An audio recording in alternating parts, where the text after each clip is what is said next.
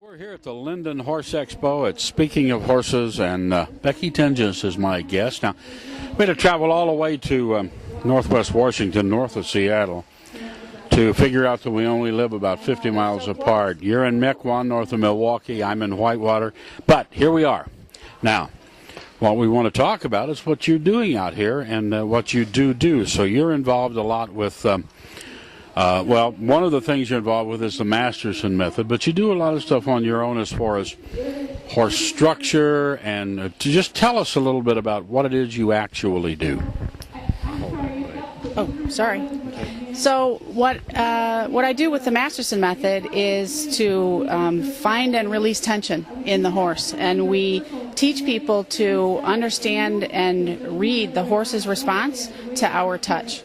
And all horses are athletes, and what we help people to learn how to do is to work with their horse to help them to improve performance. And it's a really great, it's a very rewarding method of body work. It's called Equine Performance Bodywork. And so we teach around the world, frankly. Jim has written a book, and there's a companion DVD, and then we teach weekend courses and 5-day courses. So out here, I am one of the clinicians and demonstrating it, and it's a method of body work that we do with the horse. So we teach people to understand the horse's response to our touch. And as a herd and a prey animal, their inclination is to guard.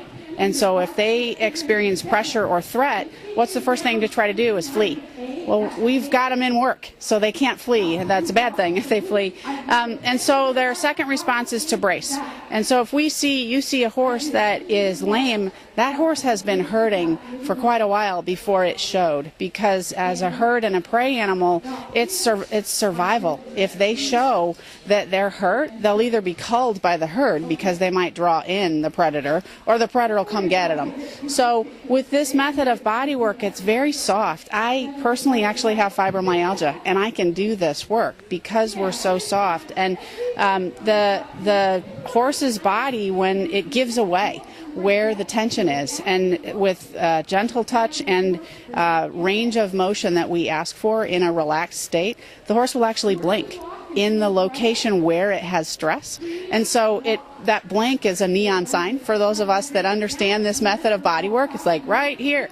And so we stay soft and persist through as the horse goes through gyrations of, oh my gosh, you know where it is? And it's like, I know, it's okay, we'll find it. And then when they release, it's a series of things that we teach people to look for: a lick, a chew, a yawn, a snort, a sneeze, a full body shake. So it's really rewarding work because we're working with the horse, and it's a dialogue of sorts where they tell us with their central nervous system responses where the discomfort is and when it has been released, so we move on. So that's one of the things I do. Is I personally have a practice of doing this body work, and then I'm one of Jim's short list of instructors that he has. And then one thing led to another. So many horses have the back issues, and so I am inquisitive, and I wanted to understand, well, what's the source of the back issue? Well, perhaps it's the saddle. So I became certified with Saddle Fit for Life as an equine ergonomist, which means that I am trained to assess the human backside fit to the saddle and the saddle underneath side to the horse. And vast majority of saddles are probably fitting the human pretty well and not fitting the horse so well. And that ends up being the source of a lot of issues in back. You know, bucking horses are bucking because the panel is too long.